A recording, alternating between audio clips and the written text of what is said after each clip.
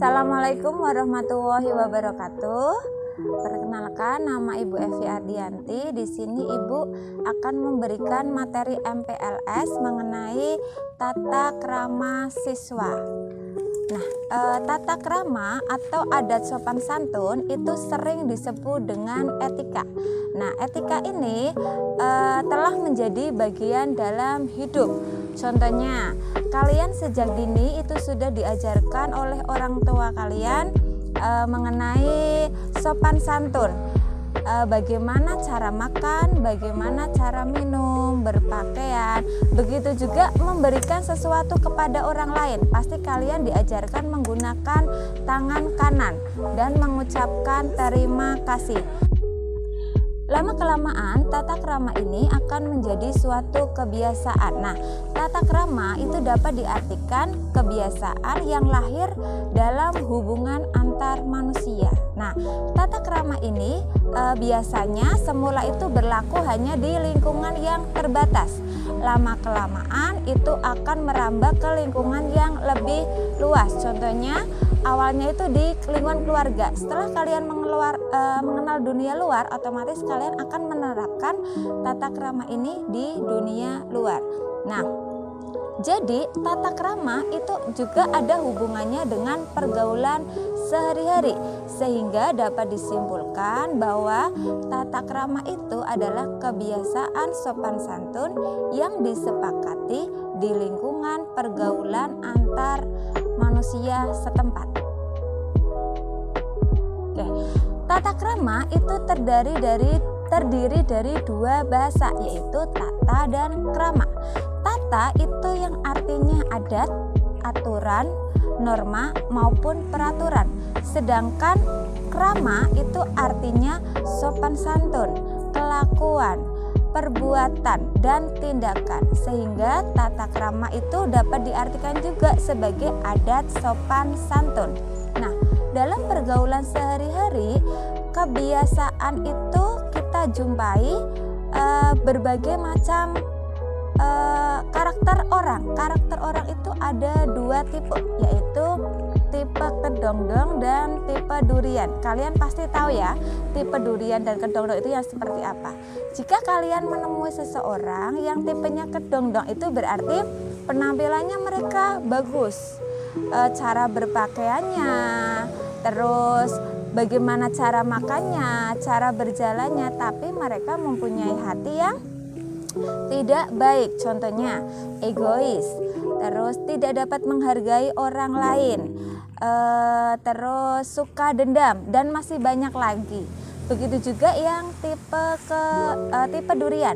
Kalau yang tipe durian ini berarti seseorang itu luarnya banyak yang selengean, kayak dia itu tidak memikirkan penampilannya, tapi dia mempunyai hati yang baik. Misalkan suka menolong, terus suka memaafkan, orangnya pun rendah hati dan dapat menghargai orang lain.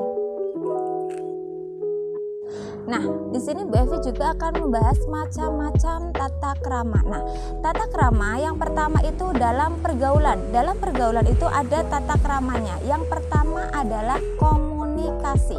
Komunikasi itu sangat penting ya, dan hubungannya erat dengan pergaulan. Ada beberapa kunci pokok yang perlu diperhatikan dalam masalah komunikasi. Yang pertama yaitu adalah perlakuan orang lain sebagaimana kita ingin diperlakukan. Jadi jika kita ingin diperlakukan baik oleh orang lain, berarti kita pun harus memperlakukan orang lain itu dengan baik. Yang kedua yaitu setiap orang memiliki karakter yang berbeda-beda. Seperti yang tadi Bu Evi jelaskan, kalian mempunyai teman dalam pergaulan itu karakternya seperti apa, kalian harus memahami. Yang ketiga yaitu adalah kenal dulu baru sayang ya. Jangan asal kenal, kalian deket, curhat-curhat, ternyata temannya itu kurang baik sifatnya seperti tadi. Nah, yang kedua itu adalah tata krama dalam berkenalan. Berkenalan pun tidak asal, mempunyai tata krama.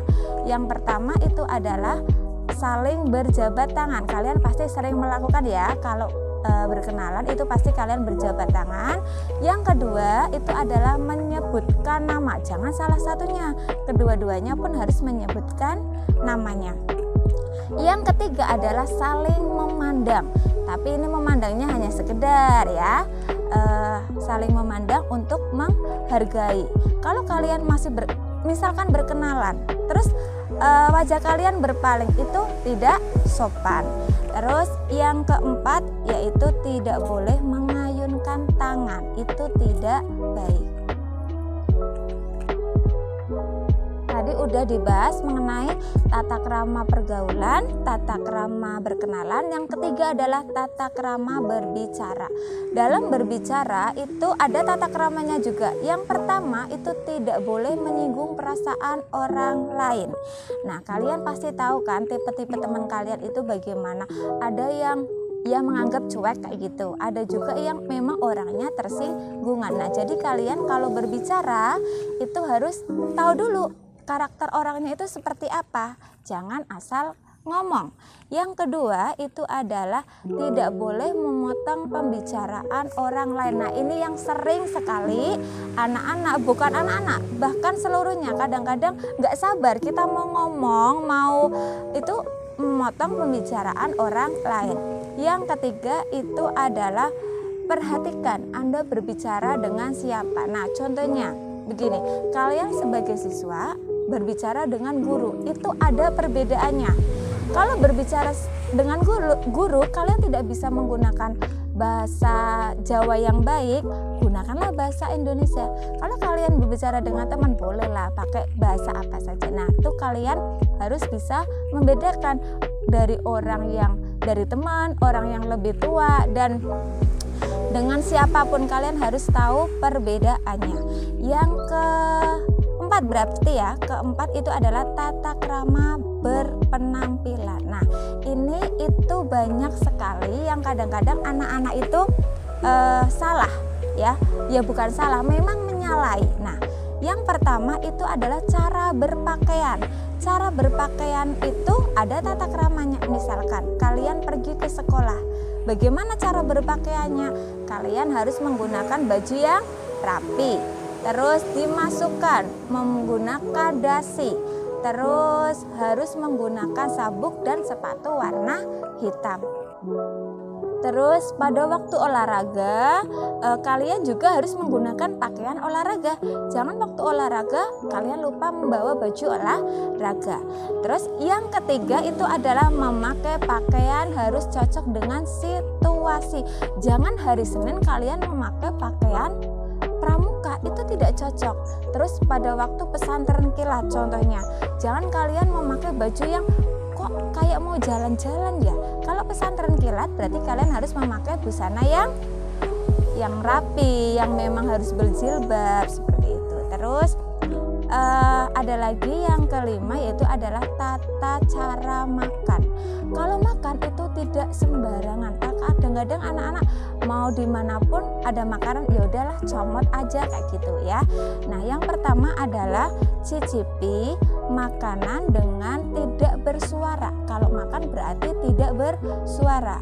Yang kedua adalah jika kalian kesedak, batuk, itu harus ditutup mulutnya.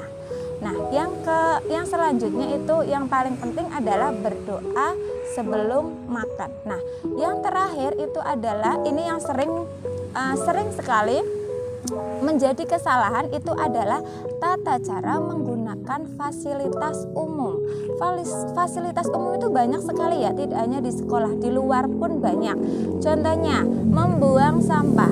Terkadang kalian itu cari tempat sampah kok di jalan nggak ada, udah dibuang aja, enggak. Tunggu ada tempat pembuangan sampah. Kalau di sekolah, di setiap depan kelas sudah disediakan tempat sampah, buanglah sampah di tempatnya. Terus jaga kebersihan baik di kelas maupun di halaman. Nah, untuk menjaga itu kewajiban seluruhnya, bukan hanya yang piket saja. Semua siswa itu adalah wajib menjaga kebersihan lingkungan.